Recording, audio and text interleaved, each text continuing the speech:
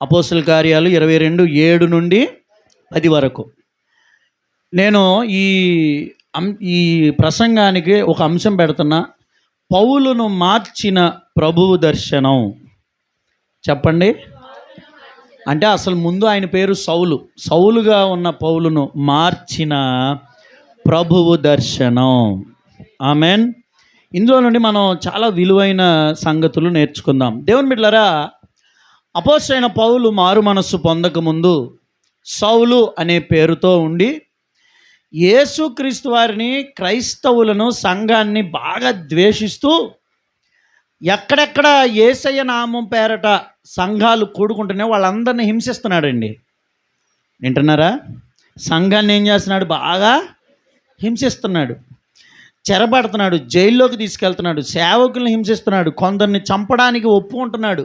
అంటే కొందరు చావడానికి తాను ఎలాగైనా కొందరి మరణానికి కారణం కూడా అవుతున్నాడు. ఎంత భయంకరంగా సంఘాన్ని హింసిస్తూ దమస్కు అనే పట్టణంలో కూడా ఉన్న సంఘాన్ని హింసించడానికి బయలుదేరాడు. ఆయనతో పాటు కొంతమంది గుర్రాల మీద ఒక సైన్యంలాగా చిన్న గుంపు వేసుకుని మరి వెళ్ళేవాడు. ఎందుకంటే ఒక్కడే వెళ్తే పలసనైపోతాడు కదా. అందుకని ఒక గుంపును వేసుకుని రౌడీల్లాగా, ఒక రౌడీ మోకలాగా అందరినీ వేసుకుని తన వెనకాల వేసుకుని సంఘాలని హింసిస్తూ భయపెడుతూ వెళ్తున్న తన ప్రయాణంలో ఒకరోజు దమస్కు దగ్గర ప్రభువు పౌలును దర్శించారు. హల్లెలూయా. ఎక్కడ? దమస్కు అనే పట్టణపు గేట్ దగ్గర. గవిని అంటారు, అంటే గేట్. ప్రతి పట్టణానికి, పెద్ద పెద్ద పట్టణాలకి కోటగోడ ఉండి అక్కడ ఒక గేట్ ఉండేది. మన ప్రహరీకి, మన ఇళ్ళకి ప్రహరీ గోడ అనే గేట్ ఉంటుంది కదా, అలా పట్టణాలకి చుట్టూరు పెద్ద కోటగోడ ఉండి గేట్లు ఉండేవి. అలాంటి గేట్ దగ్గర దేవుడు పౌలును దర్శించారు. 7వ వచనం చదవండి. నేను నేల మీద పడి, సౌలా సౌలా నీవెందుకు నన్ను హింసించుచున్నావని నాతో ఒక స్వరము పలుకుట విన్నాను. దేవుడు దర్శించినప్పుడు మాట్లాడిన మొదటి మాట ఏంటంటే, నీవెందుకు నన్ను హింసిస్తున్నావు. సౌలు హింసిస్తున్నది ఎవరిని? వాస్తవంగా ఎవరిని? దేవుని ప్రజల్ని కదా. దేవుడు ఏమనాలి? మన అభిప్రాయం, మన ఆలోచన. నా పిల్లల్ని ఎందుకు, నా సంఘాన్ని ఎందుకు అనాలి. కానీ దేవుడు ఏమంటున్నారు అంటే, నువ్వు సంఘాన్ని ఏది చేస్తే అది దేవుడికి చేసినట్టే. హల్లెలూయా. అన్యులైనా, లోకస్తులైనా, దేవుని నమ్ముకున్న వాళ్ళైనా, క్రైస్తవ వ్యతిరేకులైనా, క్రైస్తవులైనా, ఏ సంఘానికి నువ్వు నష్టం చేసినా స్వయంగా దేవునికి చేసినట్టే. అక్కడ దేవుని సంఘం అని పెట్టుకోవద్దు, దేవునికి చేసినట్టే. సంఘాన్ని హింసించావా? ఎవరిని హింసించినట్టు? దేవుని హింసించినట్టే. సంఘాన్ని ప్రేమించావా? దేవుని ప్రేమించినట్టే. మీతో ఒక మాట, మీలో ఎవరైనా దేవుడికి స్వయంగా ఏదైనా చేయాలనుకుంటే అది సంఘానికి చేయండి చాలు. హల్లెలూయా. మనం ఎవరం పరలోకం వెళ్ళి అక్కడ యేసయ్యకి కానుకిచ్చిరాము. అక్కడ వెళ్ళి యేసయ్యకి బిర్యానీ తినిపించి వెళ్తే రాంగా. కనుక దేవుడికి ఏదైనా చేయాలనుకుంటే ఎవరికి చేయాలి? స్తోత్రం. ఉదయం నుంచి బిడ్డలు సంఘం కోసం చాలా చేస్తున్నారు. ఇదంతా మీరు ఎవరికి చేశారు? యేసయ్యకే. ఇంకా అటు ఇటు లేదు. ఆమేనండి. స్వయంగా ఎవరికి చేశారు మీరు? అంతే. మీరు టీ ఇచ్చినా, మీరు మజ్జిగిచ్చినా, మీరు భోజనం పెట్టినా, మీరు చిన్న డ్రింక్ ఇచ్చినా, మీరు కానుకిచ్చినా, మీరు పని చేసినా, మీరు ఏది చేసినా అది ఎవరికి? కొంతమంది సంఘాన్ని బాగా తక్కువగా చూస్తారు. నేను డైరెక్ట్గా చెప్తున్నా, నువ్వు యేసయ్యనే తక్కువగా చూస్తున్నావు. ఎవరిని? సంఘం చిన్నది, సంఘం కొద్దిమంది, సంఘం రేకుల్లో ఉంది, సంఘం అద్దెళ్లలో ఉంది, సంఘము తాటాకిళ్లలో ఉంది, సంఘానికి సొంత స్థలం లేదు. ఇవన్నీ నీకెందుకు? సంఘాన్ని గౌరవించాలి అంతే. ఏదైనా చేస్తే సంఘానికి మేలు చేయాలి. కొంతమంది నేను చెప్తున్నా, మన సంఘస్థులైన వేరే సంఘాన్ని తక్కువగా చూడకూడదు. ఎక్కడున్నా సంఘం ఎవరిది? స్తోత్రం. నువ్వు నీ మందిరానికి నీ సంఘానికి నమ్మకంగా నాడు, వేరే సంఘాన్ని తక్కువగా చూడకు. ఆమేన్. ఎందుకంటే దేవుని సంఘాన్ని తక్కువ చేసావంటే దేవుని నామాన్ని తక్కువ చేస్తున్నావు నువ్వు అంతే. కొంతమంది సంఘస్థుల్ని ప్రేమించరు. ఏం చేయరు? సంఘస్థుల్ని బాగా వాడుకుంటారు. ఏం చేస్తారు చెప్పండి? ఏంటి నాకు చేయబోతే దేవుడికి చేస్తారు మీరు? నాకు చేయాలి. మీరు సంఘాన్ని వాడుకుంటున్నావా? సంఘాన్ని నీ బానిసగా చూస్తున్నావు, యేసేని చూస్తున్నట్టే జాగ్రత్త.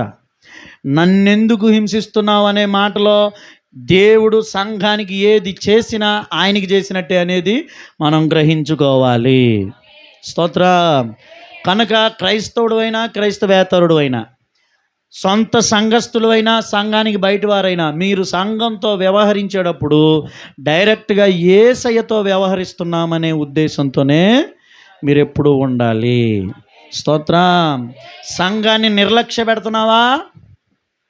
చెప్పాలి. మీరు యేసయ్యని నిర్లక్ష్య పెడుతున్నట్టే. సంఘాన్ని అవమానంగా చూస్తున్నావా? బాగా చెప్తున్నారు మీరు. సంఘానికి దూరం అవుతున్నావా? అంతే. లేదండి, నేను అసలు యేసయ్య రోజు ప్రార్థన చేసుకుంటా, సంఘమే మందిరానికి వెళ్ళను. లేదుగా. సంఘముతో ఎలా ఉన్నావో యేసయ్యతో అలా ఉన్నావు అంతే. ఆమేన్. హల్లెలూయా. నన్నెందుకు అన్నారే, మనం చాలా ఆప్షన్స్ ఉన్నాయి. నా సంఘాన్ని ఎందుకు, నా పిల్లల్ని ఎందుకు, నా సేవకుల్ని ఎందుకు, నా విశ్వాసులు ఎందుకు అనొచ్చు దేవుడు. అసలు అదంతా కాదు. సంఘం అంటే నేనే అన్నారు అంతే. ప్రభుకు స్తోత్రం. హల్లెలూయా. సంఘం ముందు తల వంచుతున్నావా? దేవుడి ముందు తల వంచినట్టే. సంఘం ముందు తల ఎగరేస్తున్నావా? అంతే. అన్నీ అంతే. కనుక ఇది జీవము గల దేవుని సంఘం. దేవుడు తన స్వరక్తం ఇచ్చి సంపాదించుకున్న సంఘం. కనుక సంఘం గురించి నేను ఎక్కువ తక్కువ మాట్లాడకూడదు. సంఘం విషయంలో నేను జాగ్రత్తగా ఉండాలి. సంఘం విషయంలో నేను హద్దులు దాటకూడదు. స్తోత్రం చెప్పండి. సంఘాన్ని నేను ద్వేషించకూడదు. సంఘానికి దూరం కాకూడదు. సంఘం అంటే యేసయ్యే.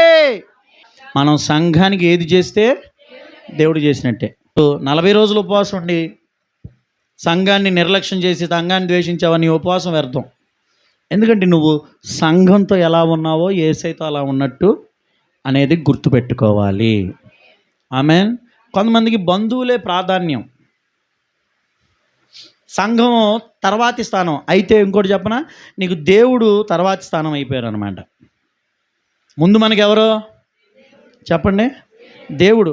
దేవుడు నీకు ముందు అవ్వాలంటే సంఘం నీకు మొదటిగా ఉండాలి. రూతు అంటది, నీ జనమే నా జనము. రూతు వేరే దేశం, ఆమె బంధువులు వేరు, ఆమె తల్లిదండ్రులు చెప్పండి. అయినా ఏమంది?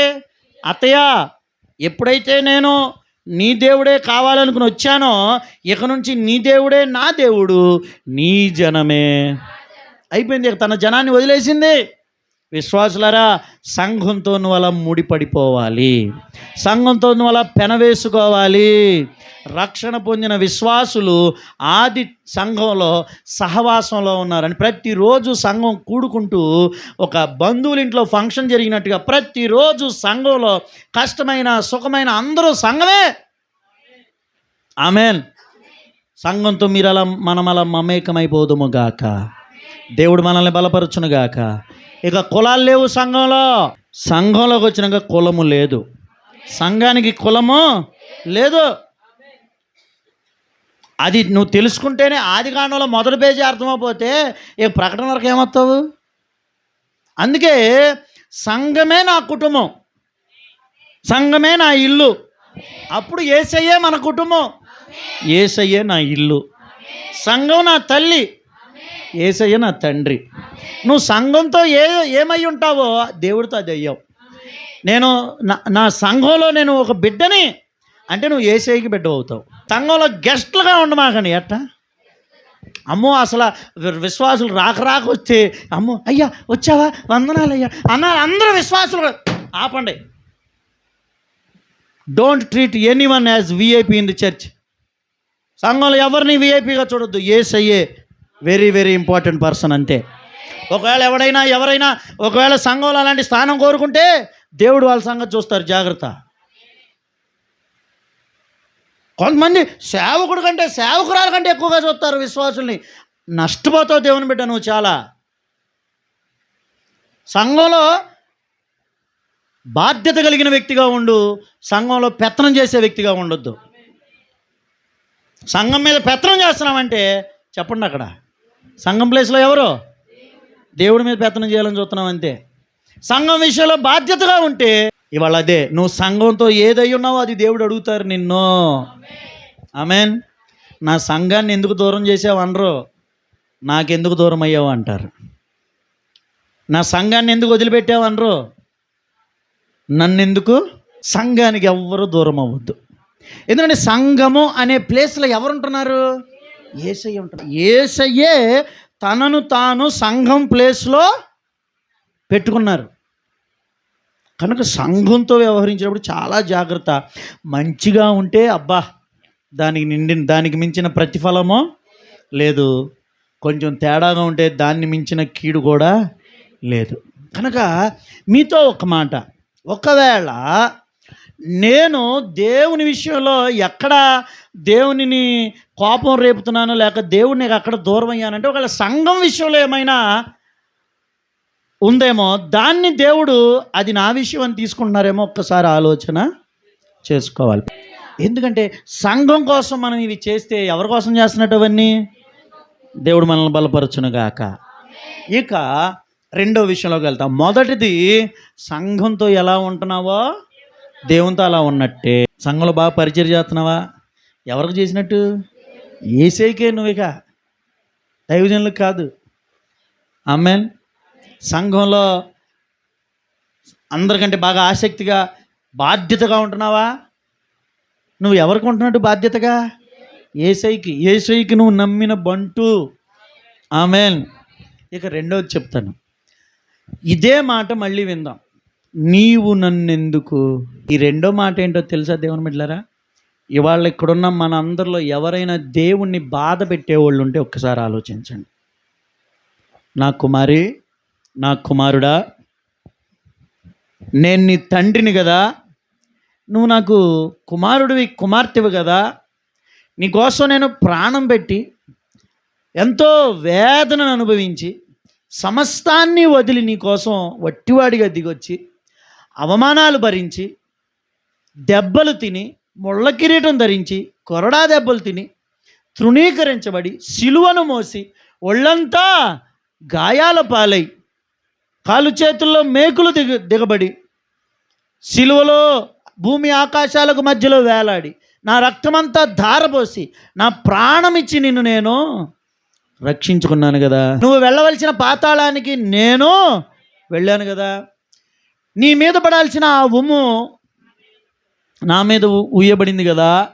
నువ్వు తినవలసిన దెబ్బలు చెప్పండి నేనే తిన్నాను కదా. నీకు రావలసిన శిక్ష నాకు వచ్చింది కదా. 10 మందిలో అవమానంతో తలదించుకోవలసిన నువ్వు నీ స్థానంలో నేను నిలబడ్డాను కదా. అంత మాత్రమేనా? ఆత్మను రక్షించడానికి ఇంత శ్రమపడిన నేను చెప్పండి, ఈ రోజున అనారోగ్యాల్లో దేవుడు ఆరోగ్యం ఇవ్వలేదా? ఇచ్చారన్న వాళ్ళు స్తోత్రం చెప్పండి. ఆర్థిక ఇబ్బందుల్లో దేవుడు సహాయం చేయలేదా? హల్లెలూయా. పెంట గొప్ప మీద నుండి మనల్ని దేవుడు పైకి లేవనెత్తలేదా? కొన్ని సంవత్సరాల క్రితం మన స్థితిగతులు ఎలా ఉన్నాయి, ఈ రోజున మన ఇళ్ళు, మన స్థితులు, మన పిల్లలు, మన పరిస్థితులు ఎలా ఉన్నాయి? స్తోత్రం. మీరేనాడు చదవని చదువులు మీ పిల్లల్ని చదివిస్తున్నారు కదా, అంటే ఆయన పలుకుతున్నారు కదా, పోషించారు కదా, అంత చేశారు కదా. దేవుడు ఒక మాట, అయినా నువ్వు నన్ను ఎందుకు బాధపడుతున్నావు, నీవు నన్ను ఎందుకు హింసిస్తున్నావు? ఈ మాట ఎప్పుడన్నా ఆలోచించారా? పౌల్ని దేవుడు అన్నాడు, అయిపోయిందా? మీరు నేను నాలో మీలో యేసయ్యని బాధ పెట్టేవాళ్ళు లేరా? పేరుకు మాత్రం బాప్తీసం పొందావు, నీలో తాగుడు అలవాటు లేదా? నీకు పందాలు అలవాటు లేదా? రక్షణ పొంది నువ్వు దేవుణ్ణి బాధ పెట్టావు. నేను అంటాను, నువ్వు దేవుణ్ణి నమ్ముకున్న తర్వాత ఈ చెడ్డ అలవాట్లు నీకు ఎందుకు వచ్చాయి? దేవుని బిడ్డవయ్యాక అసలు చెడ్డ చూపు ఎందుకు వస్తుంది? చెడు ఆలోచనలు ఎందుకు వస్తున్నాయి? చెడ్డ వాటిని నువ్వు చూస్తున్నప్పుడు దేవుడు బాధపడట్లేదా? చెప్పండి ఒక మాట. చెడు మాట్లాడుతున్నప్పుడు దేవుడు బాధపడట్లేదా? మన శరీరాలతో ఇష్టానుసారమైన క్రియలు చేస్తుంటే దేవుడు దుఃఖపడట్లేదా? యేసయ్యని నమ్ముకున్నావు, ఈ రోజుకి నీ మనసంతా లోకం మీదే, మనుషుల మీదే, డబ్బు మీదే ఉండిపోయింది. దేవుడు బాధపడట్లేదా? ఈరోజు ప్రభు మాట్లాడుతున్నారు, నా బిడ్డ నువ్వు నన్ను సంతోషపెట్టాలి కదా. అందుకే పౌలు అంటాడు, నేను మనుషుల్ని సంతోషపెడుతున్నానా? దేవుణ్ణి? నువ్వు మనుషుల్ని కాదు కదా సంతోషపెట్టాల్సింది, నువ్వు లోకాన్ని కాదు కదా సంతోషపెట్టాల్సింది, నీ సంతోషం కోసం కాదు కదా నువ్వు బ్రతకాల్సింది, నువ్వు నన్ను సంతోషపెట్టాలి.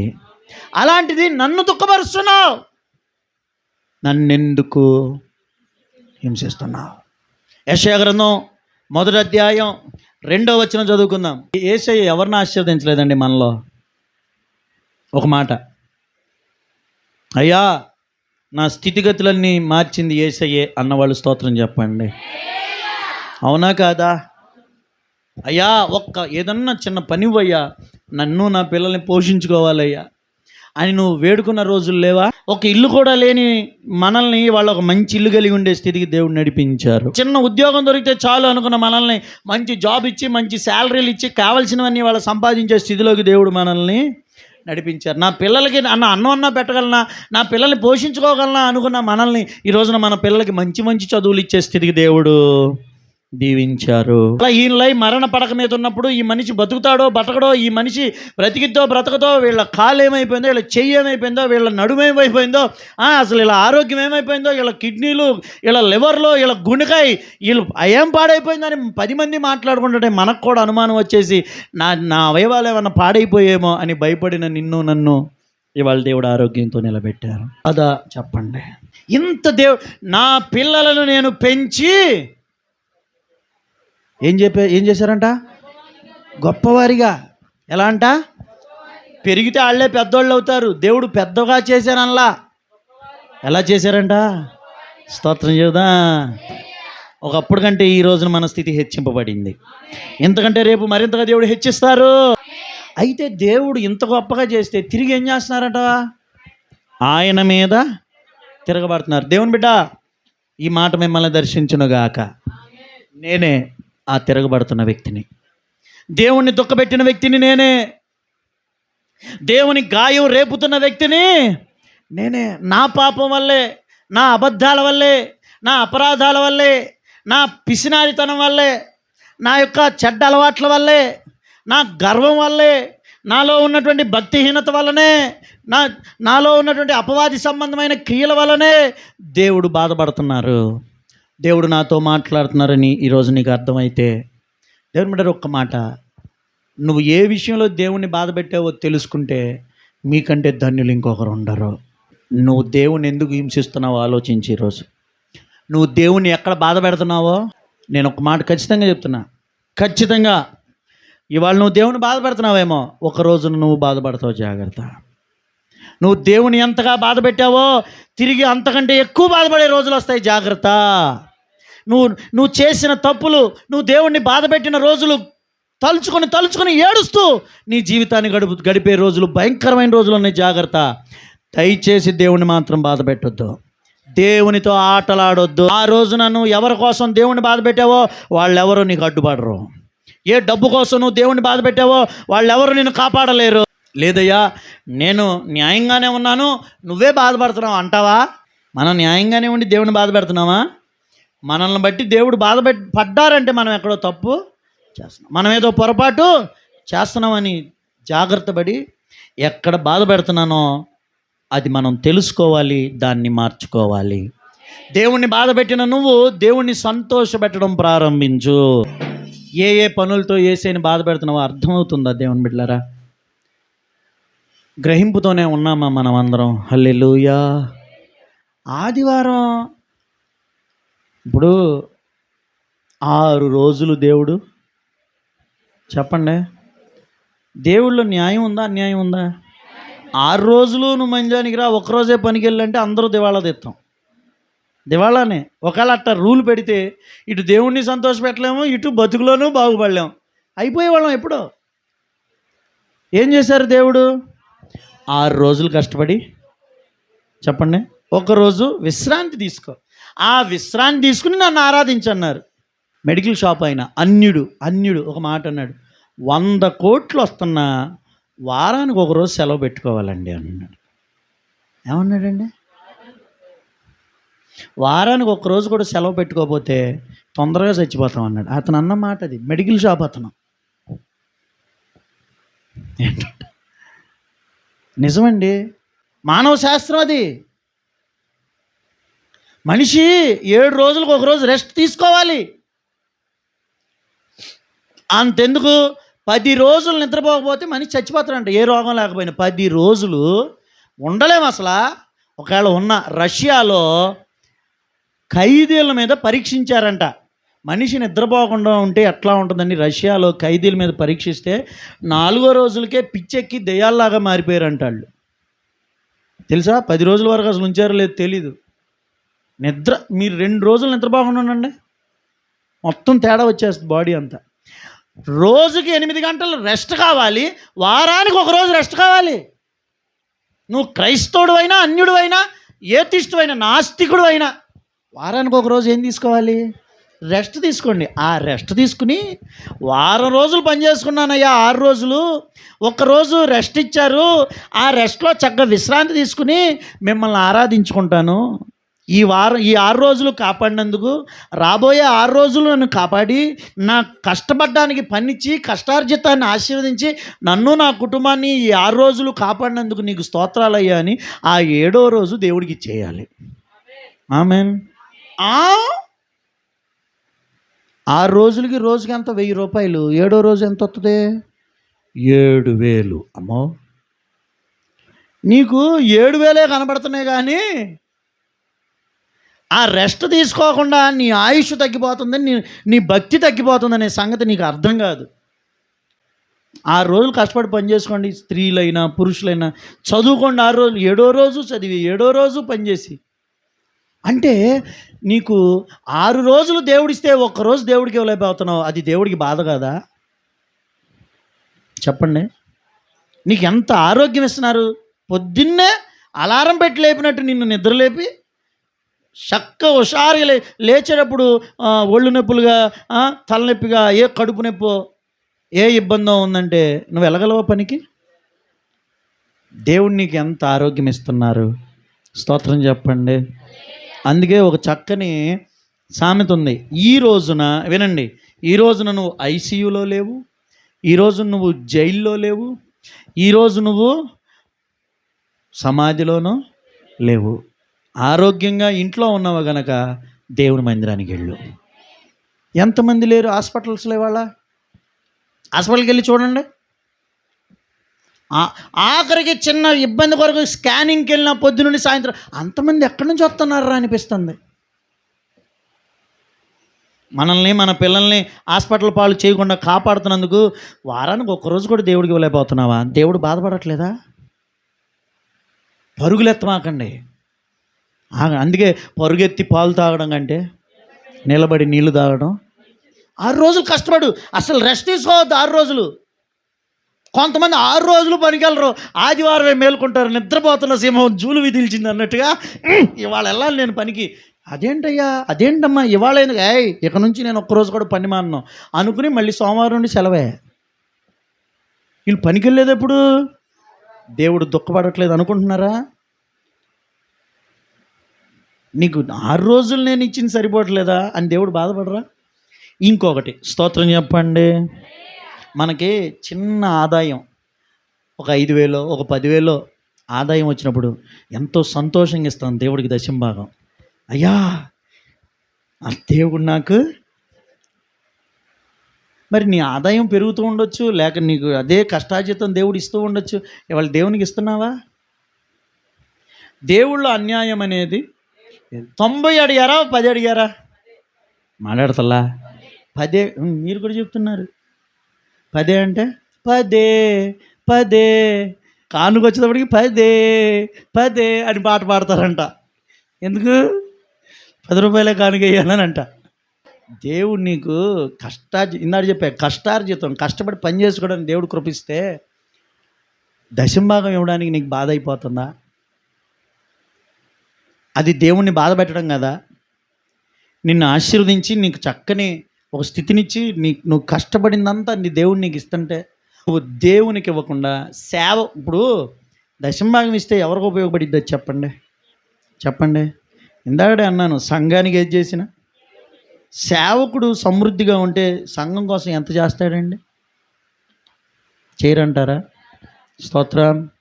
ఇప్పుడు మేము ఏదో దేవుడు మాకు ఆ జనవరి 1 ఫిబ్రవరిలో ఏదో ఒకటి మాకు ఉన్నా లేకపోయినా ఎక్కడైనా లోన్ తీసుకునైనా ప్రతి సంవత్సరం సంఘం కోసం ఏదో ఒకటి చేస్తున్నామా లేదా? ఎప్పుడు చేయలేదా? చెప్పండి. సేవకుడు చేతిలో ఉంటే సంఘానికే కదండి పెట్టేది. పోనీ ఎవరో తినేవాళ్ళ గురించి నేను మాట్లాడుతున్నా, నా గురించి మీకు తెలుసుగా. స్తోత్రం చెప్పండి. సేవకుడు పిల్లలు, సేవకురాలు, దైవజనుడు సంతోషంగా సమృద్ధిగా ఉంటే అది దేవునికి సంతోషం కాదా? స్తోత్రం. అంటే సంఘానికి ఇస్తే, మందిరానికి ఇస్తే దేవుని పనులు జరగవా? మరి ఇది నువ్వు చేయకుండా ఇప్పుడు నిన్ను ఎందుకు దేవుడు ఆశీర్వదిస్తున్నారు? మొదట దేవునికి, మొదట ఏంటి చెప్పండి? నిన్ను దీవిస్తే నువ్వు దైవ సేవకుడికి, సంఘానికి ఉపయోగపడుతూ మీరు మీ పిల్లలు సంతోషంగా దేవునికి సాక్షులుగా బ్రతుకుతారని దేవుడు ఇస్తుంటే పదే పదే అదే ఇక మన పాట. మందిరానికి వచ్చే విషయంలో దేవుణ్ణి బాధ పెట్టవద్దు. స్తోత్రం చెబుదా. దేవునికి ఇచ్చే విషయంలో దేవుణ్ణి స్తోత్రం చెబుదా. నీ ప్రవర్తన విషయంలో దేవునిని గట్టిగా చెప్పండి బాధ పెట్టద్దు. హల్లెలూయా. నీ వ్యక్తిగత పర్సనల్ జీవితం విషయంలో దేవునిని బాధ పెట్టద్దు. నువ్వు పరిచర్య చేయకుండా, నువ్వు విధేయత చూపకుండా ఏ విషయాల్లో నువ్వు బాధ పెడుతున్నావో దేవుణ్ణి, ఈ రోజున అది మార్చుకుందాముగాక. యేసయ్య ప్రేమతో అడుగుతున్న ఒక మాట, నన్నెందుకు హింసిస్తున్నావు? నేను నీ తండ్రిని. ఆయన మన తండ్రి అండి. ఆయన ఎలా బాధ పెట్టగలుగుతున్నావు ఒకసారి ఆలోచించండి. మీ పిల్లలు మిమ్మల్ని బాధ పెడుతున్నా మీకు ఏడుపు రాదా? బాధ ఇదా? కోపం సంగతి తర్వాత, అసలు ముందు ఎంత బాధ వేస్తుంది. నా పిల్లలు ఎవడో బాధ పెట్టాడంటే వేరు. అవునా కాదమ్మా? చెప్పట్లేదేంటమ్మా? ఎవడో బాధ పెట్టాడంటే వేరు. నా సొంత పిల్లలే నన్ను బాధ పెడుతున్నారంటే దేవునికి అది బాధ కాదా? అన్యులు పెట్టే బాధ కాదు. దేవుని పిల్లలై ఉండి మందిరానికి వస్తూ కూడా నువ్వు దేవుణ్ణి బాధ పెడుతున్నావు. దేవుడు కన్నీటితో మాట్లాడుతున్నారు ఈరోజు నీతో. ఆ బిడ్డ, నన్నెందుకు హింసిస్తున్నావు? నన్నెందుకు నీవు దుఃఖపెడుతున్నావు? ఈరోజు మనలో మార్పు కలుగునుగాక. స్తోత్రం చెబుదా. ఇక 3వది చూద్దాం, తర్వాత చదువుకుంటారండి. 9వ వచనం. మీకు వాక్యం చెప్పే ప్రారంభంలోనే ఒక మాట చెప్పా. పౌలు ఆయన ఏం చేసేవాడు? సంఘాలను హింసించడానికి ఒక గుంపు వేసుకుని వెళ్తూ ఉంటాడు. ఇప్పుడు దమస్కు గేటు దగ్గరికి రాగానే దేవుడు దర్శించారు. గొప్ప వెలుగును చూశారు. గొప్ప వెలుగు. ఒక్కసారి అందరూ కింద పడిపోయారు. అక్కడ అద్భుతమైన మాట రాయబడింది. వెలుగునైతే అందరూ చూశారు, కానీ పౌలు మాత్రమే స్వరం విన్నాడంట, మిగిలిన వాళ్ళు వినలేదంట. ఇదేంటండి? నేను చెప్పిన మాట అర్థమైందా? అక్కడ అందరూ ఉన్నారు, కానీ స్వరం మాత్రం ఎవరికి వినబడింది? యేసు రక్తమే. ఈ అద్భుతమైన సంఘటన మనం అర్థం చేసుకోవాలి. అంటే దేవుడు ఎవరితో మాట్లాడాలనుకున్నారో వాళ్ళకే స్వరం వినబడింది. చప్పట్లు కొట్టండి ఒకసారి గట్టిగా. అక్కడ చాలామంది ఉన్నారు, కానీ స్వరం మాత్రం ఎవరితో దేవుడు మాట్లాడాలనుకున్నారో. ఆమేన్. ఈ రోజున ఈ వాక్యం మీరు వింటున్నారంటే మీతో దేవుడు మాట్లాడాలనుకుంటున్నారు. మీ కుటుంబీకులే చాలామంది ఈ వాక్యం వింటలా. సంఘంలో చాలామంది ఈ వాక్యం ఇవాళ నీతో కూడా ఉన్నవారు ఈ మాట వినట్లా, నువ్వే వింటున్నావు. నీ పట్ల దేవుని ప్రణాళిక ఉంది. నీతో ప్రత్యేకంగా దేవుడు ఏదో మాట్లాడుతున్నారు. నీతో మాట్లాడడానికి దేవుడు నిన్ను ఇక్కడికి రప్పించారు. నీతో మాట్లాడడానికి దేవుడు నన్ను ఇక్కడికి పంపించారు. నీతో మాట్లాడడానికి దేవుడు ఈ సమయాన్ని ఏర్పరిచారు. నీతో ఉన్నవారు ఎవరు వినలేదు కానీ నువ్వే వింటున్నావు. ఆమేనండి. హల్లెలూయా. ఒకవేళ మీ భర్త కూడా ఇక్కడ ఉండాలని మీరు ఆశపడి ఉండొచ్చు. ఒకవేళ మీ పిల్లలు ఇక్కడ ఉండాలని ఆశపడి ఉండొచ్చు. ఒకవేళ మీ అక్క చెల్లెళ్ళు, అన్నదమ్ములు, మీ ఇతర సంఘస్థులు ఇక్కడ ఉండాలని మీరు ఆశపడి ఉండొచ్చు. కానీ మీరు ఉండాలని దేవుడు ఆశపడ్డారు. ఆమేనండి. నీతో ఉన్నవారు ఎవరు వినని మాట ఏదో దేవుడు నీతో మాట్లాడుతున్నారు. ఆమేనందామా. హల్లెలూయా. నేను ఒక మాట చెప్పనా, పౌలుకు దేవుడు ఎప్పుడో దమస్కు దగ్గర అపాయింట్మెంట్ రెడీ చేశారనమాట. ఎక్కడ? ఎవరికి? పౌలు వస్తున్నాడు. ఆల్రెడీ ఆ టైం ఎవరు అపాయింట్ చేసుకున్నారు? ఇవాళ మీకోసం దేవుడు ఈ టైంని ఏర్పరిచారు. ఆమేనందామా. హల్లెలూయా. నీకోసం ఈ సమయాన్ని దేవుడు ఏర్పరిచారు. పిల్లలైనా సరే జాగ్రత్తగా వినండి. ఎవరు వినండి, నువ్వు వింటున్నావు. నీ మనసుగా గ్రహింపు కలుగును గాక. కొంతమంది వింటారు కానీ ఏం చేయలేరు. అది చెప్పండి. హల్లెలూయా అంటే అందరికంటే గట్టిగా హల్లెలూయా చెప్తారు. మళ్ళీ ఆమేనంటే అందరికంటే గట్టిగా. మరి నిద్రపోతున్న వాళ్ళు స్తోత్రం చెప్పండి అంటే గట్టిగా హల్లెలూయా కూడా. మరి అన్నీ ఉన్నట్టే ఉంటారు కానీ వాళ్ళకి ఏమవుదంటే గ్రహింపులోకి, నాతో కూడా ఉన్నవారు వినలేదు, నేనే విన్నాను అనే అనుభవం మీలోకి రావాలి. There is something special. There is something very important God is communicating with you. దేవుడు నీతో ఏదో ప్రత్యేకమైంది మాట్లాడుతున్నారు. అర్థం అవ్వాలి నీకు. స్తోత్రం. ఖచ్చితంగా ఇవాళ దమస్కు దగ్గర దేవుడు దర్శించినట్టు పౌలుని నిన్ను దర్శించుతున్నారు ఈ సంఘంలో ఈరోజు. స్తోత్రం. మందిరంలో సపరేట్గా దేవుడు నీతో మాట్లాడుతున్నారు. హల్లెలూయా. అందరూ విన్నారు, అందరికీ గ్రహింపు కాదు. అందరూ ఉన్నారు, అందరూ వినలేరు. కనుక నువ్వు వింటున్నావు, నువ్వు గ్రహించుకుంటున్నావు అంటే దేవుడు నీతో మాట్లాడుతున్నారు. ఇలాంటి సంఘటన ఒకటి పాత నిబంధనలో జరిగిందేమని చెప్పగలరా? మిగిలిన వాళ్ళని వదిలిపెట్టి దేవుడు ఒకరితోనే మాట్లాడారు. చెప్పేసి నేను ఒక చిన్న హింట్ ఇద్దాం అనుకున్నానే. నిద్ర ఏంటి మీకు వస్తుందనా? అక్కడ కూడా అందరూ నిద్రపోతున్నారు. అందరూ దేవుడు మాట్లాడడం నిద్రపోతున్నా మాట్లాడతారు. అట్టయితే నేను సగ్గా వాక్యం చెప్పేటప్పుడు నిద్రపోతానయ్యా. దేవుడు మాట్లాడాలనుకున్నప్పుడు ఇది కాదండు, అదేదో నిద్రపోయే టైం కాబట్టి. ఏలీ ఉన్నాడు మందిరంలో కానీ ఏలీతో దేవుడు మాట్లాడుతున్నా. ఎవరితో మాట్లాడుతున్నారు? ఏంటి అంటున్నారు పిల్లలు? గట్టిగా చెప్పండి. స్తోత్ర. సమూయేలు అని పెట్టంటే ఏలి కనపడతల్లా. ఈ రోజున ఇక్కడున్న వాళ్ళలో కూడా కొంతమంది ఏలీలు ఉన్నారు. ఉన్నట్టే ఉంటారు కానీ చల్లగా, నిద్రపోయకుండా విన్నట్టే వింటారు కానీ సాతాను ఆత్మని ఏం చేస్తూ ఉంటాడు? మొద్దుబారిపోయి వాక్యం మనలోకి వస్తున్నా. ఇప్పుడు బాణం ఉందండి, గోడకేసి కొడితే గురి ఉంది, ఆ గురి చూసి కొడితే బాణం అక్కడ గుచ్చుకుంటుంది. గోడకేసి కొడతానంటే నువ్వు నీ హృదయం మొద్దుబారిపోయి దేవుని వాక్యానికి స్పందించకపోతే మాట్లాడినా నువ్వు అర్థం చేసుకోలేవు. మా అంకుల్ గారు ఒక ఆయన చనిపోతే వాళ్ళ ఆంటీ గారు చాలా ఏడుస్తుందంట. వాళ్ళ మనవడు 6 సంవత్సరాలు చిన్న బొడ్డోడు, ఎర్ర పొండెళ్ళు ఉన్నాడు, చిన్న బొడ్డోడు. వాళ్ళ మనవడు అంటున్నాడంట, నాయనమ్మ ఎందుకు ఏడుస్తున్నావు? తాతయ్యని దేవదూతలు వచ్చి తీసుకెళ్ళారు, నేను చూశానుగా అన్నాడంట. వీళ్ళు దర్శనం అనుకుంటే దర్శనం కాదు, 6 సంవత్సరాల పిల్లడు, నేను చూశాను నాయనమ్మ, దేవదూతలు వచ్చి తాతయ్యని తీసుకెళ్తున్నారు. అసలు ఆ తాతయ్యకిను పిల్లోడికి బాగా కనెక్షన్ అంట. పిల్లోడు బెంగ పెట్టేసుకుంటాడేమో, ఏడ్చేస్తాడేమో, తాతయ్య అని ఏడుస్తాడేమో అనుకుంటున్నారంట. కానీ అది చూసినాక పిల్లోడు ఏడవట్లేదంట, అందరికీ అదే చెప్పుకుంటూ సంతోషంగా తిరుగుతున్నాడంట. చిన్న పిల్లలకి కళ్ళు తెరవబడుతున్నాయి, మనకు తెరవబడట్లే. వాళ్ళ అంటే మిమ్మల్ని అందరినీ దేవదూతలను చూడమని అంటలా. అంటే దేవుడు మాట్లాడేదేదో మనము గ్రహించుకోవాలి.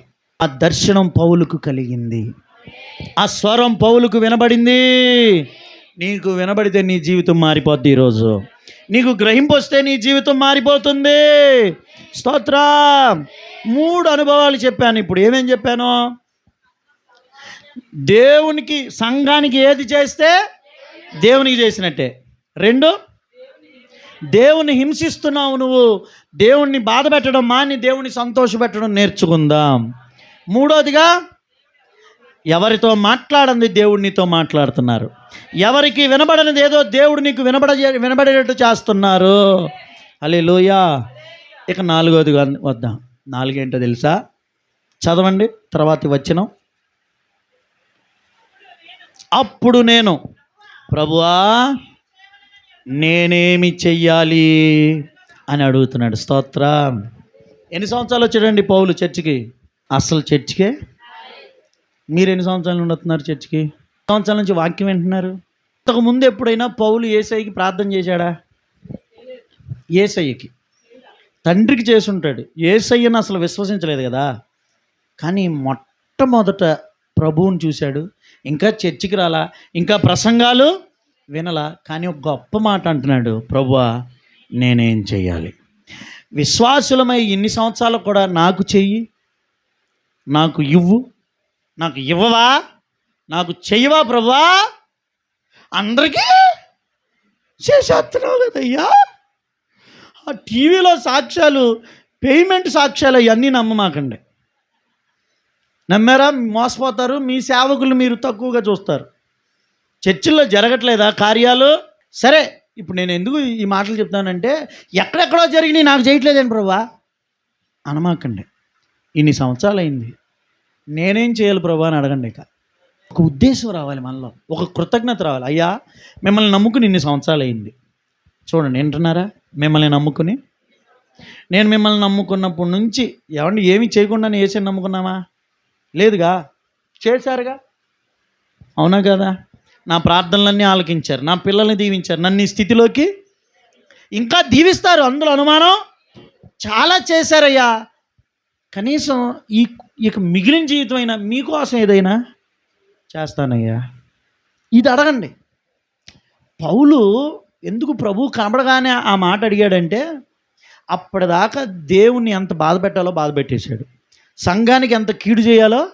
ఇక దేవుణ్ణి ఏం అడగబుద్దేలా. ఇంత నష్టం చేశాను కనుక నేనే మళ్ళీ తిరిగి ఆ నష్టాన్ని భర్తీ చేయాలనుకున్నాడు. అందుకనే అయ్యా నాకు ఆరోగ్యం ఇవ్వు, లేకపోతే నాకు ఒక గుర్రం ఇవ్వు, నాకు ఇంకోటి ఇవ్వు లేదు. ఇక నేనేం చేయాలి? దేవుని బిడ్డలారా, ప్రభు మనల్ని దర్శించును గాక.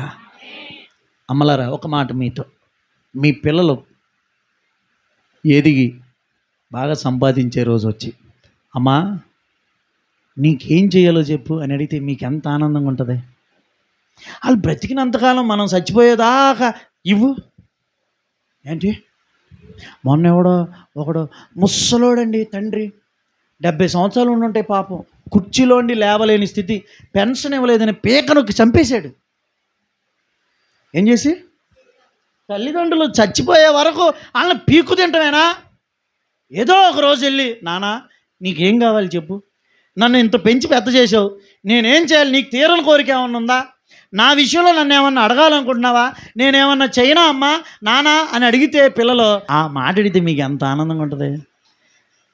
మరి మనం యేసయ్యని అడిగితే ఎంత సంతోషిస్తారు ఆయన? ప్రార్థనలో యేసయ్య ఏం చేయను ప్రభు అని అడుగుతుంటే నీ ప్రార్థన ఎంత వినటానికి ఇష్టపడతారు దేవుడు. అయ్యా ఏం చేయను, సేవ చేయనా, మందిరంలో పరిచర్య చేయనా ప్రభా, నా పిల్లల్ని సేవకి ఇవ్వనా అయ్యా, ఇదిగో ఈ రూపాయి పరిచర్యకి ఇవ్వనా ప్రభా, సంఘం కోసం ఉపవాసం ఉండి ప్రార్థన చేయనా అయ్యా, సువార్త చెప్పనా ప్రభా, ఏం చేయనయ్యా నేను? ఇలా అడిగితే ఎంత బాగుంటుందండి. ఆ ఊహే ఎంత బాగుంది. ఈ రోజు నుంచి ఏం చేయను ప్రభు అని అడగండి. హల్లెలూయా చెప్పండి. ఏం చేసావు ప్రభు అని అడగమాకండి. వింటున్నారా? యేసయ్య నాకేం చేశాడని నేను ఆలోచించవద్దు. ఎందుకంటే ఆయన ప్రాణం ఇచ్చారు. 2000 సంవత్సరాల క్రితం మన అందరి కోసం దిగి వచ్చి చేయాల్సింది ఆయన. ఇక ఇప్పుడు ఏది చేసినా అదనంగా చేయటమే. ఆమెన్. ఆరోగ్యం ఇచ్చారు, ఆశీర్వదించారు, అప్పులు తీర్చారు, కష్టాలు తీర్చారు, కుటుంబంలో కుమ్ములాటలు మాన్పేశారు. దేవునికి స్తోత్రం. ఎన్ని రోజు రాత్రులు ఈ రాత్రి చచ్చిపోవాలని మీరు అనుకోలేదు? ఎన్ని రోజులు ఆత్మహత్య ప్రయత్నాలు చేసుకోలేదు? ఆ పరిస్థితులన్నీ వాళ్ళు దేవుడు దూరం చేసి నెమ్మది ఇవ్వలేదా? ఇచ్చారంటే స్తోత్రం చెప్పండి. ఇంత చేశారు కదా, అడగండి. అడుగుడి మీకు నా నామమున మీకు ఏది ఇష్టం అడగండి అన్నారు యేసయ్య. అడుగుదాం. కానీ దానికంటే ముందు అయ్యా ఇంత చేసావు కదా, నేనేం చేయాలి అంటే, నేనేం చేయాలి అడగండి. అడిగితే దేవుడు చెప్తారుగా. అసలు అడగంగా. అమ్మో ఒకవేళ అడిగితే దేవుడు చెప్పేస్తారేమో, మళ్ళీ అవన్నీ ఆయన కోసం చేయాల్సి వస్తుంది, ఎందుకు మనకి చిచ్చి చేస్తున్నామో ఆ ఆలోచన దూరం అవును గాక. అయ్యా మందే ఆ టైప్ కాదు, మంద మొత్తం సరుకుల లిస్టు. ఏంటి పచారీ కొట్టు, ఏంటి చెప్పండి రా.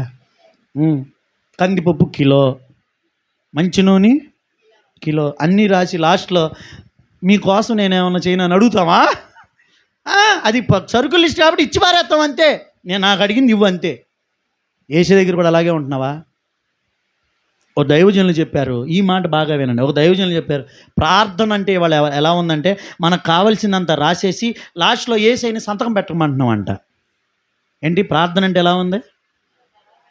మనకు కావాల్సినంత రాసి చివరిలో ఏం చేపిస్తున్నాం ఏసైతో?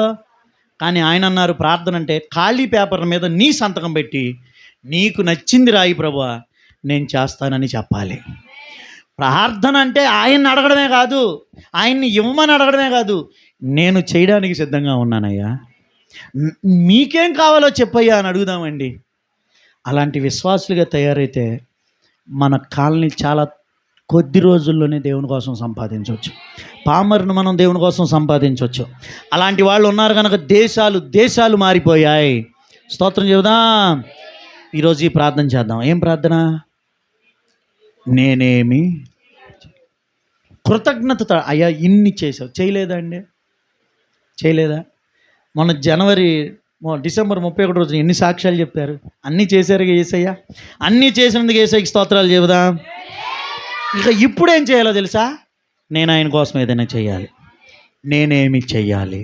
నాకు ఒక ఆశ ఉందయ్యా, నా ఆశలు తీరాలని కాదు, మీ ఆశ నేను నెరవేర్చాలి. నేనేం చేయను ప్రభువా? ఈ సంఘానికి నేనేం చేయను ప్రభువా? మందిరానికి నేనేం చేయనయ్యా? సేవకులకు నేనేం చేయాలయ్యా? నా పిల్లల్ని నేను ఎలా పెంచాలయ్యా? పరిచర్య చేయాలా? కానుకివ్వాలా? సమర్పించుకోవాలా? సువార్త చెప్పాలా? ఉపవాసాలు ఉండాలా? ఏం చెయ్యాలి నేను నీకోసం? నాకు చెప్పండి అయ్యా. స్తోత్రం చెబుదా. మదర్ తెరీసా నిండు యవ్వన వయసులో ప్రార్థన చేస్తుందంట. మంచి అన్నయ్యలు, మంచి కుటుంబం వాళ్ళది, సంపన్న కుటుంబం. ప్రార్థన చేస్తూ ఉండగా ఇవాళ యవ్వనస్తులు ఏం చేస్తున్నారు? ఎవడో ఒకరిని పట్టుకుని వెళ్ళిపోవటం, ఆ తల్లిదండ్రులను అల్లరి చెప్పండి చేయటం, లేదా అక్కడ ఎవడో ఒకడు చంపేయటం. మగపిల్లలంతే, ఆడపిల్లలంతే. ఎప్పుడు ఏ అమ్మాయి వెనక పడదామా, ఎప్పుడు ఏ రోడ్ల మీద తిరుగుదామా, ఏ చెడ్డ అలవాటు చేద్దామా, ఇదే కదా వాళ్ళందరూ యావా. కానీ మదర్ తెరీసా ఆమె యవ్వన వయసులో ఉన్నప్పుడు, వినండి దేవుని పిల్లరా, ఆమె కూడా ఇదే ప్రార్థన చేస్తుందట. యేసయ్యా నేనేం చేయను? స్తోత్రం. నేను ఏం చేయను ప్రభు అని అడిగితే ప్రభు అన్నారు, ఇండియాలో కలకత్తా వెళ్ళి అక్కడ కుష్ఠరోగులకి, అక్కడ వృద్ధులకు, అనాథలకు నా ప్రేమను చూపించని దేవుడు చెప్పారు. వాళ్ళ అమ్మకి, వాళ్ళ అన్నలకి చెప్తే చాలా బాధపడ్డా. అమ్మ నువ్వు సేవ చేయాలంటే మన దేశంలో చేయి, మేమందరం ఉంటాం, చక్కగా సేవ చేసుకో, బోల్డ్ సపోర్ట్ చేస్తాం. కాదు ఇండియా వెళ్ళమన్నారు నన్ను.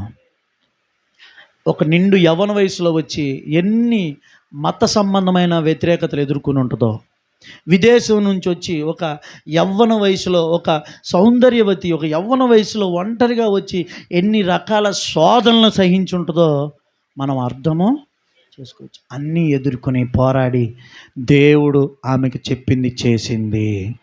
దేశంలోనే అత్యున్నతమైన పురస్కారం భారతరత్న ఆమెకి ఇచ్చారు. ప్రపంచంలోనే అత్యున్నతమైన పురస్కారం నోబెల్ బహుమతి ఆమెకి.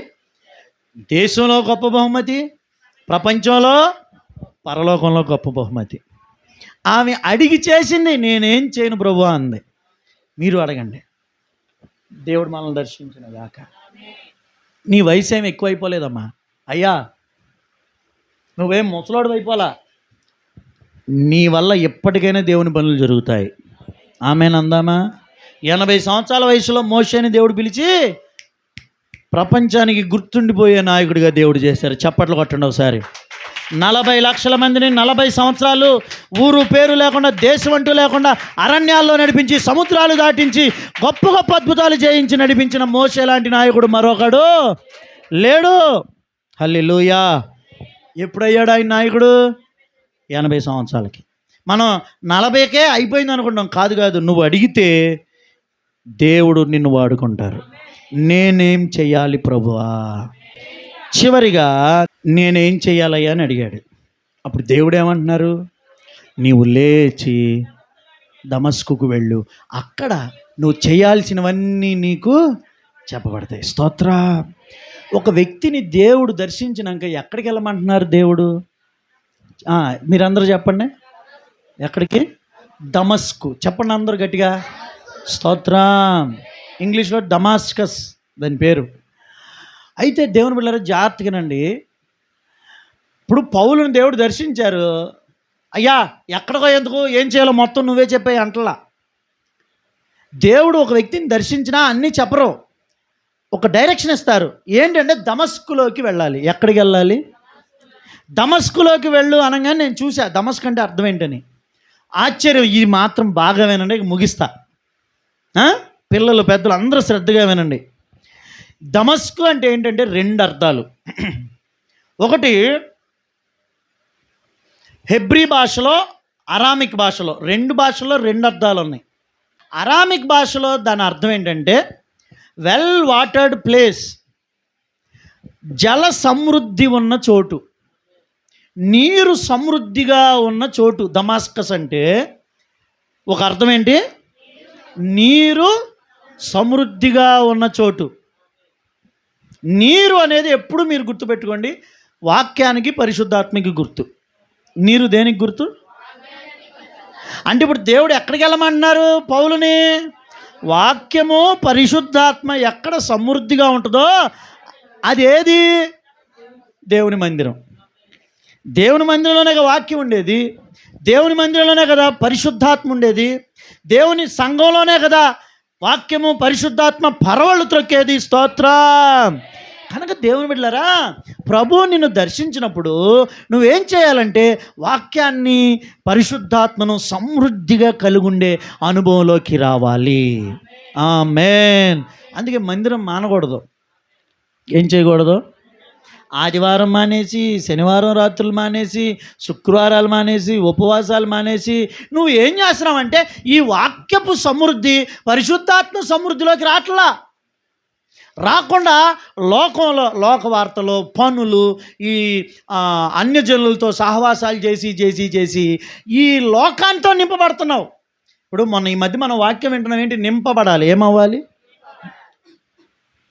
కదా? ఇప్పుడు వాక్యము పరిశుద్ధాత్మ ఉన్న చోటుకు వస్తే ఏమవుతాం మనం? చెప్పండి.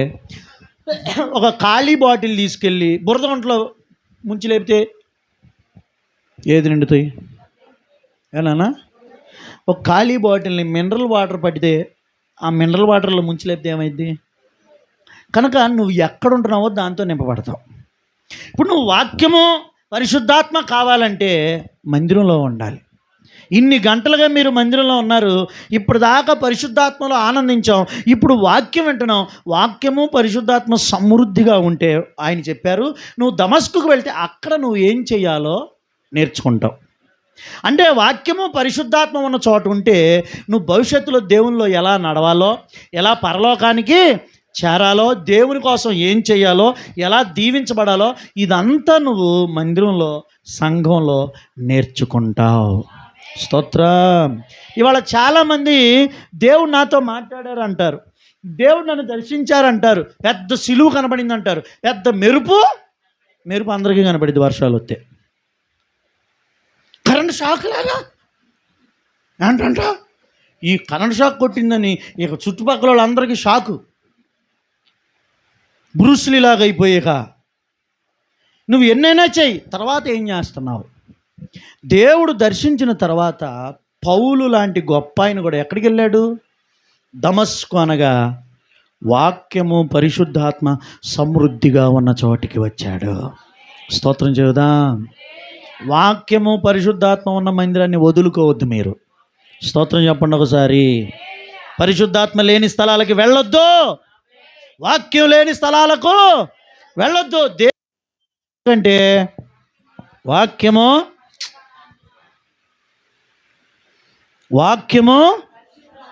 స్తోత్రం చెబుదా. హల్లెలూయా.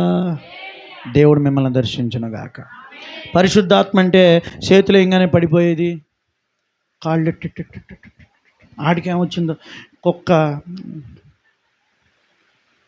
ఆడి దగ్గరికి వెళ్ళి ఎట్లా పెడుతున్నారు. మంద సిగ్గుసారాలు, బుద్ధి జ్ఞానం ఉంటుంది అసలు. సేవకుడా కుక్క, వాడెవడో కాళ్ళు లేపుతుంటే ఇళ్ళెళ్ళి అక్కడికి ఎట్లా నిలబడుతున్నారు. తప్పండి. మూర్ఖమైన తరం వీళ్ళు. పరిశుద్ధాత్మ అంటే కాళ్ళు పైకెత్తి తన్నటం. ఒక ఆయన వస్తున్నాడు, మనుషుల మీద వస్తున్నాడు. ఇవి పరిశుద్ధాత్మ. పరిశుద్ధ ఆత్మ పేరులోనే ఉంది బంగారం వంటి పేరు. ఏంటి? పరిశుద్ధాత్మ అపవిత్రమైన, అసహ్యమైన, జుగుప్సాకరమైన పనులు చేయించరు. అది దయ్యాలు. హల్లెలూయా. కనుక నువ్వు వెళ్ళే సంఘం అది చిన్నదైనా పెద్దదైనా అక్కడ వాక్యం ఉండాలి. చెప్పండి. ఏమండి, నేను వెళ్ళే చర్చలో వాక్యం బాగా చెప్తాను. మరి పరిశుద్ధాత్మ అనుభవం ఉందా? అన్ని భాషలు మాట్లాడతారా? పరిశుద్ధాత్మ కొరకు కనిపెడతారా? ప్రభువుని స్తుతిస్తారా గంభీరంగా? చచ్చిపోయేవే వాళ్ళ. నువ్వు సిద్ధాంతం ఫాలో అవ్వాలి. సిద్ధాంతం ఉన్న చోట పరిశుద్ధాత్మ ఉండరు, రార్థాంతాలే ఉంటాయి. కొంతమంది ఏమో ఇక అంతా ఆత్మే, వాక్యం ఉండదు. వాక్యము బ్యాలెన్స్డ్గా ఉండాలి. అర్థమైతే స్తోత్రం చెప్పండి. ఏమేంటి? వాక్యము పరిశుద్ధాత్మ ఎలా ఉండాలి? బ్యాలెన్స్డ్గా ఉండాలి. ఆమేనందామా? అక్కడ మళ్ళీ తక్కువగా కాదు, సమృద్ధిగా ఉండాలి. అక్కడ దేవుడు నిన్ను నడిపిస్తారు, అక్కడ దేవుడు నిన్ను ఆశీర్వదిస్తారు, అక్కడ దేవుడు నిన్ను వాడుకుంటారు. స్తోత్రం చేద్దా. ఒకటి. రెండవ అర్థం సైలెంట్ శాక్ క్లాత్ వీవింగ్ అంటే గోనె పట్ట అల్లిక. మౌనముగా ఉండి గోనె పట్ట అల్లడం. రెండో అర్థం అమ్మ దమస్కు. దీన్ని విడదీసి మాట్లాడితే మౌనంగా ఉండడం దేనికి గుర్తో తెలుసా? ఎలాంటి పరిస్థితుల్లో అయినా నిబ్బరంగా ఉండి ఓర్పు కలిగి నిరీక్షణతో దేవుని కొరకు కనిపెట్టడం. కొంతమంది ప్రతి చిన్న విషయాలకు కూడా ఏమైపోతారు?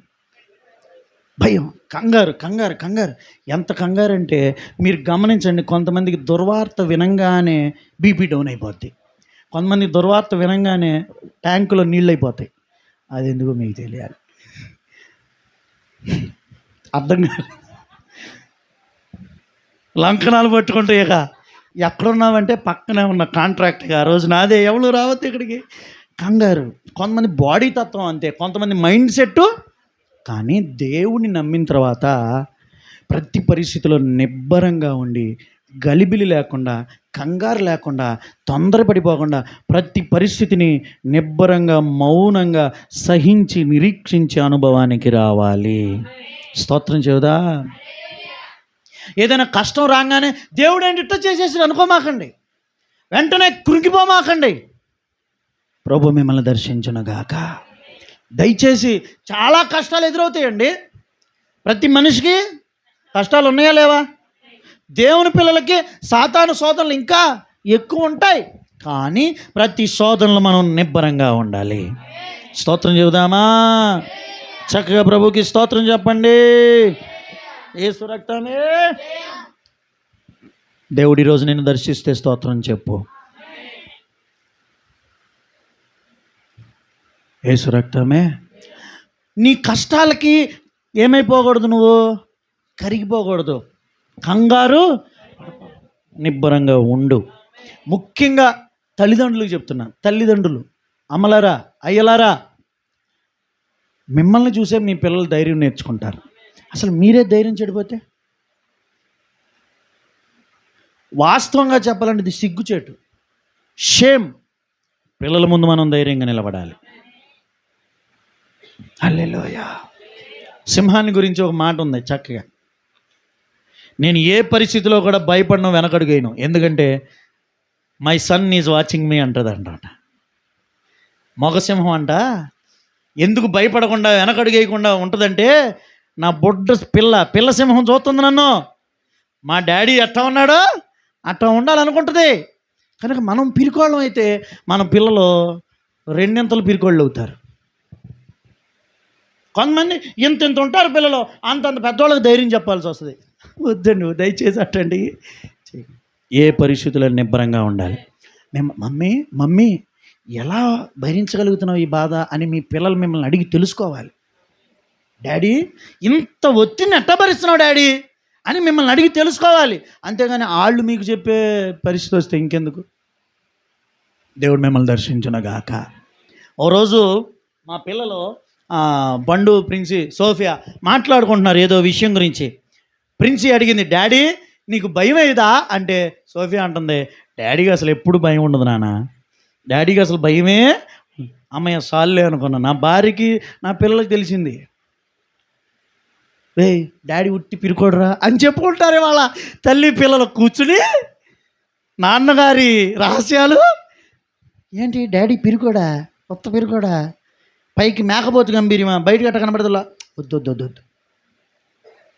వాళ్ళ ముందు మనం ఒక అడుగు జాడలు చూపించాలి, మౌనంగా నిబ్బరంగా. తల్లి ప్రతి పరిస్థితిలో ఒక్కొక్కసారి నేను చెప్తున్నాను, నీ భర్తకి నువ్వే ధైర్యం చెప్పాల్సి వస్తుంది. నువ్వు కృంగిపోతే ఎట్లా? ఇవాళ ఇంట్లో పెద్ద పిల్లలు ఎవరైనా, పెద్ద కొడుకు పెద్ద కూతురు ఉన్నా, ఇంట్లో ఎవరైనా ఒక మెచ్యూరిటీకి వచ్చిన వాళ్ళు ఎవరున్నా, నేను మీతో చెప్తున్నా, ఏ పరిస్థితికి కంగారు పడకండి. ఎందుకంటే ఇంకోటి, మన స్థాయి సామర్థ్యం కాదు, మనకి ప్రభు ఉన్నారు. ఆమెనందమ్మా, మనతో ఎవరున్నారు? ఆయన బట్టి ధైర్యంగా ఉందా. ఓ రోజు పెద్ద ఘాటీ రోడ్డు, ఒక టూరిస్ట్ బస్సు పెద్ద ఘాటీ రోడ్డు ఎక్కాలంట. ఘాటీ రోడ్డు అంటే తెలుసుగా మీకు, ఏమిలా ఆ టర్నింగ్ దగ్గర కొంచెం కంట్రోల్ లేకపోతే కొండ కింద పడటమే. ఆ పెద్ద ఘాటీ రోడ్డు ఎక్కుతుందంట. టూరిస్టులు అందరూ కలిసి బస్సులో ఎక్కుతున్నారంట. అది ఆ బస్సు ఇలా వెళ్తుందంట, కొండ మీదకి వెళ్తా ఆ చివరి వరకు వెళ్ళి మళ్ళీ రివర్స్ వస్తుంటే, రివర్స్ వెనక్కి వెళ్ళిందా అయిపోయినట్టే. అందరూ సీట్లు గట్టిగా పట్టుకుని ఎవరు దేవుళ్ళ వాళ్ళు కంగారు పడుతూ ఉంటే, ఒక మన చిన్నపిల్లల్లాగా ఒక బొడ్డోడు అసలు బస్సులో అటు నుంచి ఇటు ఆడుకుంటున్నాడంట. ఒక ఆయన చూసి పెద్ద ఆయన ఉండబట్టలాగా, రే నాన్న మా అందరికి ఇంత భయం వేస్తుంది, బస్సు పైకి కిందకి ఎట్టేటా ఊగుతుంది, కొంచెం స్లిప్ అయినా పక్కన పడిపోతామే, నీకేంట్రా భయం లేదా అంటే, నాకెందుకు భయం, డ్రైవర్ మా నానేగా, ఎన్నో సంవత్సరాల నుంచి మా డాడీ బస్సు తోలుతున్నాడు, నాకు స్కూల్ సెలవు వచ్చినప్పుడల్లా మా డాడీతో పాటు వస్తా, మీకు కొత్త కానీ నేను ఎప్పుడు చూడలేను. చిన్న పిల్లోడైనా మా డాడీయే కదా అనే ఒక ధైర్యం. మనకెందుకు ఆ ధైర్యం ఉండట్లా? మన కుటుంబాన్ని నడిపించే రథసారథి మన యేసయ్య. నీ జీవితాన్ని నడిపించే ఆ నాయకుడు, నావికుడు యేసయ్య. యేసయ్య ఉన్న ధోనిలో తుఫాను వచ్చినా ఆ ధోని మునిగిపోలేదు. యేసయ్య ఉన్నారు. భయపడకు, మౌనంగా ఉండి ధైర్యంగా నిబ్బరంగా ఉండు. స్తోత్రం. దమస్కు అనుభవం. ఇక రెండోది గోనె పట్ట. ఎవరో గోనె పట్ట వేసుకుని బూడిద అమ్ముతున్నారు, అది కాదండు. గోనె పట్ట అనేది ఉపవాస ప్రార్థనకి గుర్తు. బహుగా దుఃఖించి కన్నీటితో ప్రార్థన చేయడానికి గుర్తు. సంఘాలు ఇవాళ ఉపవాస ప్రార్థనల్లోకి రావాలి. సంఘాలు కన్నీళ్లతో ప్రార్థన చేసే అనుభవాలకి రావాలి. పశ్చాత్తాపంతో, దుఃఖంతో పాపాలు ఒప్పుకొని కుటుంబాల కోసం, భర్త కోసం, భార్య కోసం, పిల్లల కోసం, దేవుని కార్యాలు జరగడం కోసం, విశ్వాసంలో ఎదగడం కోసం, అపవాది శోధనలు జయించడం కోసం, కుటుంబాల రక్షణ కోసం కన్నీళ్లతో దేవుని పాదాలు పట్టుకునే అనుభవాలకి రావాలి. ఫ్యాషన్ భక్తి, ఆదివారం స్టైల్గా కారుల్లోనో బళ్ళలోనో ఇస్త్రీ బట్టలు వేసుకుని వెళ్ళి చైర్స్లో కూర్చుని చక్కగా వాక్యం వినేసి హాయ్ బాయ్ అనుకుంటూ వచ్చేస్తున్నారు. అదే భక్తి అనుకున్నారు. కాదు, ఉపవాసాలు ఉండాలి, కడుపు కట్టుకోవాలి, నడుము కట్టాలి, శరీర సుఖాలను పక్కన పెట్టాలి, శరీరాన్ని నలగగొట్టాలి, ఉపవాసం ఉండి ఆత్మలో మనం వర్ధిల్లాలి. స్తోత్రం చెబుదాం. ఉపవాస ప్రార్థన ఉండి తీరాలి. నేను ఉపవాసం ఉండి ప్రార్థన చేశాను. 40 రోజుల ఉపవాసాల్లో నేను ప్రార్థించా. 7 లక్షల అప్పు చేశారా లేదా? ఉపవాసం అంటే డబ్బుల కోసమే కాదు. ఒక మాట చెప్పనా, మనలో వ్యవసాయం తెలిసి అందరికీ, ముఖ్యంగా వరి పంటకి విత్తనం వేయాలంటే ముందేముండాలి? ఏముండాలమ్మా? రాగిడి నేల నాపరాయిలాగా అయిపోతే విత్తనాలు వేస్తామా? వర్షం లేకపోతే, నీరు లేకపోతే భూమి రాయిలాగా అయిపోయినట్టు, కన్నీరు లేకపోతే నీ హృదయం ఎండిపోద్ది, నీ హృదయం గడ్డగట్టుకుపోద్ది. నీ హృదయం నీరు లేని పొలంలో ఫలము లేనట్టు, కన్నీరు లేని మనిషి కుటుంబంలో కార్యాలు జరగవు. నీ భర్త మార్పు కోసం నువ్వు కన్నీరు విడవాలి, దారలు దారలుగా నువ్వు కన్నీరు కార్చాలి. స్తోత్రం. ఫ్యాషన్ భక్తి పక్కన పెట్టండి, ఉపవాసాలు ఉండలేకపోతున్నాననే మాట పక్కన పెట్టండి. ఉపవాసం ఉండు, కన్నీరు కార్చు. కన్నీటిలో ప్రార్థనతో నీ భర్తను మార్చుకో, కన్నీటి ప్రార్థనతో నీ పిల్లల్ని మార్చుకో, కన్నీటి ప్రార్థనతో నీ కుటుంబాన్ని మార్చుకో, కన్నీటి ప్రార్థనతో ఆరోగ్యం పొందుకో, కన్నీటి ప్రార్థనతో అద్భుతాలు చూడు, కన్నీటి ప్రార్థనతో ఆత్మలో వర్ధిల్లు, పరలోకానికి ప్రయాణం చేయి. హల్లెలూయా. గోనె పట్ట అనుభవము, ఉపవాస ప్రార్థన. ఇక చివరిగా అల్లబడడం. ఏంటి చెప్పండి? అంటే ఒక నార తీసుకొచ్చి దాన్ని గోనె సంచిలాగా ఎలా అల్లుతారో, ఒక ముడి సరుకైన మనల్ని ఒక రూపంలోకి దేవుడు మలచాలి, అల్లబడాలి, ఒక రూపంలోకి మనం రావాలి, యేసయ్య రూపంలోకి మనం మారాలి. ఏమండి, సిమెంట్ ఉంది, సిమెంట్ని అది మెత్తగా ఉంటుంది. ఒకరోజు ఒక పాత్రలో పెట్టి రాత్రి అంతా వదిలేసామనుకో, తెల్లారి బడిగా ఏమైద్ది? తర్వాత దాంట్లోని తీసేసిన అది ఆ రూపంలోనే. ఇవాళ చాలామంది విశ్వాసులు గుళ్ళో ఉంటే భక్తుల్లాగా, బయటికి వెళ్తే అంటే ఎక్కడికి వెళ్తే ఆ గొడుగు అనమాట. ఒక యేసయ్య రూపంలోకి రావట్లా. ఇప్పుడు యేసయ్య రూపంలో చర్చిలోకి వస్తే యేసయ్యలాగా, మరి బయటికి వెళ్తే సాతాన్లాగానా? అందుకే ఒక రూపంలోకి మనం మార్చబడాలి. స్తోత్రం. కుక్క అనుకుంటుందంట సాయంత్రం పూట బూడిదలో పడుకుని అనుకుంటుందండి, చి నాది ఒక బతుకేనా, చిచి అందరూ ఛాయ్ ఛాయ్ అంటమే, ఒక్కళ్ళన్నా ప్రేమగా పిలిచి ఒక్క ముద్దు పెడుతున్నారా? అందరూ ఛాయ్ అంటే అందరూ కర్రలు ఇచ్చి కొడతామే, అందరూ ఆ ఎంగిల్ నీళ్ళు నా మీద, చిచి చిచి చి ఈ బతుకు మారిపోవాలి. ఇవాళ దాకా ఊర కుక్కని, ఇక రేపు నుంచి మంచి కుక్కనైపోవాలి. ఏ కుక్క అనుకుంటుందంట, రాత్రి పొద్దున్నే లేచి బూడిదిట్ట దులుపుకుంటుందంట. చెప్పండి, రాత్రి తీర్మానాలు, రాత్రి నిర్ణయాలు, రాత్రి మారు మనసు బూడితోనే దులిపేసుకుంటుంది. నేను అంటున్నది కుక్కల గురించి కాదని అర్థం చేసుకోండి. నీకు కష్టం వచ్చినప్పుడు ప్రభువా ఎన్ని తీర్మానాలు చదువు, బూడి దులిపినట్టు దులిపేస్తున్నాం అంతే. ఒక రూపంలోకి రావా, ఇక ఒక యేసయ్య పోలికలోకి ఇక రావా? యేసయ్య నిన్ను అల్లి ఒక రూపంలోకి తీసుకురావద్దా? యేసయ్య నిన్ను ఒక పాత్రను మలిచినట్టు, కుమ్మరి మలిచినట్టు నిన్ను మలచొద్దా ఆయన రూపంలోకి? ఒకసారి మిమ్మల్ని మీరు ప్రశ్నించుకోండి. నేను రక్షణ పొంది ఎన్ని సంవత్సరాల్లో యేసయ్య లక్షణాలు ఎన్ని సంపాదించుకున్నాను నేను? అక్కడే మీకు అర్థమైంది. అందుకే ప్రభు అన్నారు, నువ్వు దమస్కులోకి వెళ్ళు. ఓ రోజు ఓ పాస్టర్ గారు చెప్తున్నాడు వాళ్ళ పాస్టర్ గారి గురించి, అయ్యా 2000 సంవత్సరాల క్రితం యేసయ్య భూమి మీద సంచరించినప్పుడు మేము చూడలేకపోయాం అని ఒక గొప్ప మాట అన్నాడండి.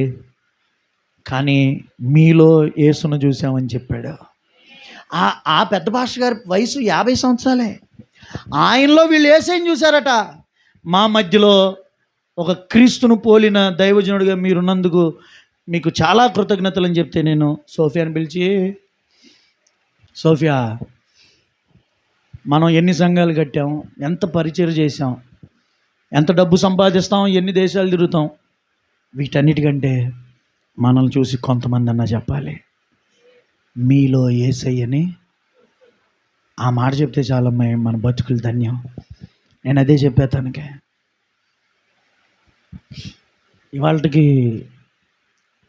ఒకవేళ నాలో మీకు యేసయ్య కనబడట్లేదేమోననే బాధ, భయం. కేవలం యేసయ్యని గురించి చెప్పేవాడిగానే ఉన్నానా, యేసయ్యని చూపించగలుగుతున్నానా అని ఎప్పుడు నాలో ఆలోచన ఉంటుంది. దేవుని బిడ్డ, ఆయన రూపం మనలో కనబడాలి. హల్లెలూయా. ఆయన రూపం మనలో ఆ రూపాంతరం చెందాలి.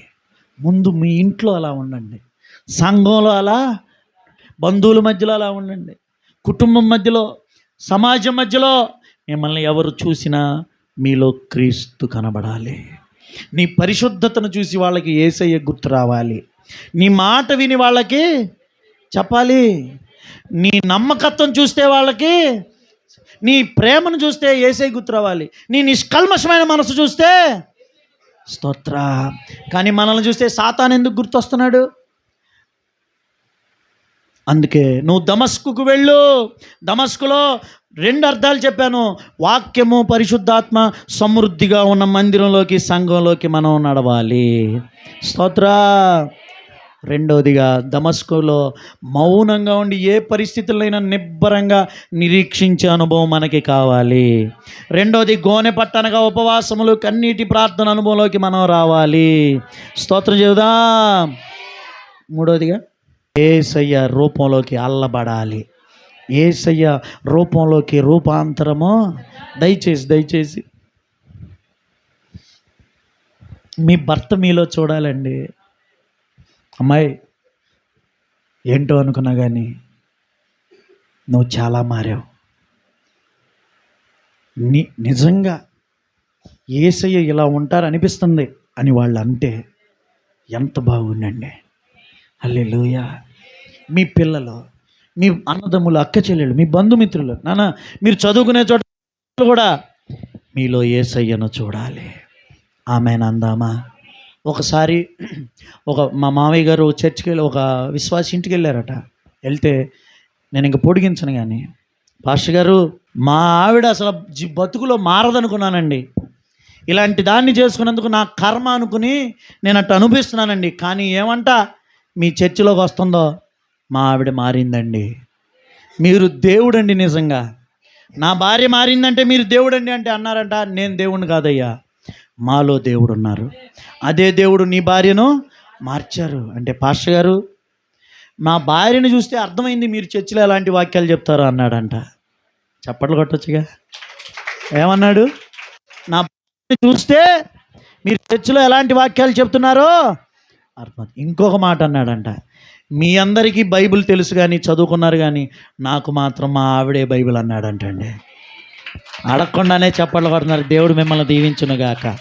భార్య అని స్త్రీల గురించి అంటలా, పురుషుడైనా స్త్రీ అయినా, పాస్టర్ అయినా పాస్టర్మైనా, యవనస్తుడైనా, పేరుకు నువ్వు దేవుని నమ్ముకున్నాను అంటున్నావు. దేవుని నమ్ముకుంటే ఆయనకి సంతోషం కాదు, దేవుని పోలికలోకి వస్తే ఆయనకి సంతోషం.